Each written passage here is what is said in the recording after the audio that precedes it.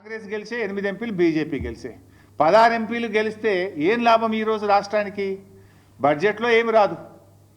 మన నీళ్లను కూడా తీసుకుపోతా ఉంటే బీజేపీ ఎంపీలు మాట్లాడరు, నా కాంగ్రెస్ ఎంపీలు మాట్లాడరు.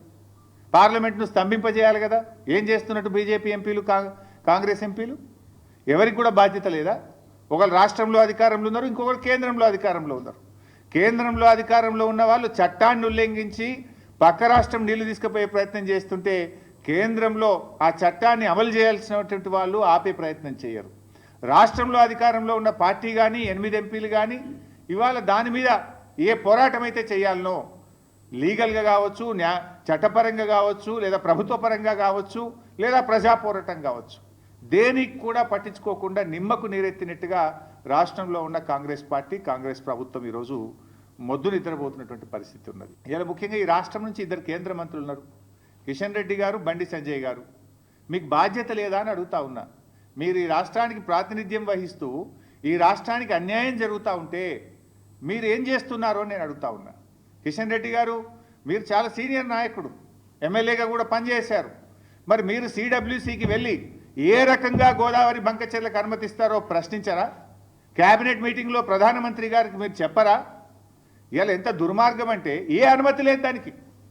నా జిఆర్ఎంబి అనుమతి లేదు, సిడబ్ల్యూసి అనుమతి లేదు, ఎన్విరాన్మెంట్ క్లియరెన్స్ లేదు, అపెక్స్ కమిటీ అనుమతి లేదు. ఏ అనుమతి లేకుండానే కేంద్ర ప్రభుత్వం 50% నిధులు గ్రాంట్ కింద ఇస్తుందట. మరో 50% నిధులు ఎఫ్ఆర్బిఎంకు అదనంగా అప్పు తెచ్చుకోవడానికి అనుమతిస్తుంది అని చెప్పి చంద్రబాబు నాయుడు గారు స్వయంగా ప్రెస్ మీట్లో చెప్తున్నారు, పత్రికల్లో వార్తలు వస్తున్నాయి. ఎట్లా ఇస్తారు? ఒక చిన్న చెరువు కట్టాలంటేనే ఎన్విరాన్మెంట్ క్లియరెన్స్ అడుగుతారు, ఒక చిన్న ప్రాజెక్టు కట్టాలంటేనే మీకు వాల్తా చట్టము, ఈ చట్టము, ఆ చట్టము, రకరకాల అనుమతులు అడుగుతారు.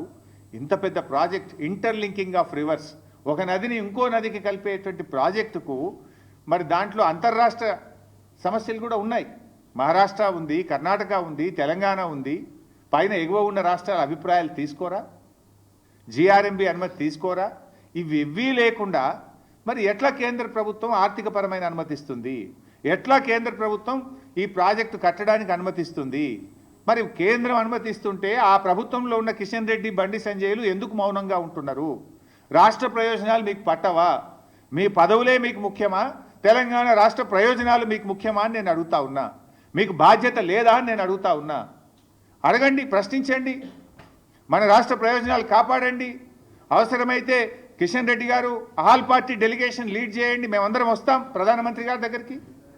ఈ రాష్ట్రం నుంచి కేంద్ర కేబినెట్ మంత్రిగా ఉన్న కిషన్ రెడ్డి గారు అన్ని పార్టీలను తీసుకుపోయి తెలంగాణ ప్రయోజనాలు కాపాడవలసిన బాధ్యత మీ మీద ఉన్నది.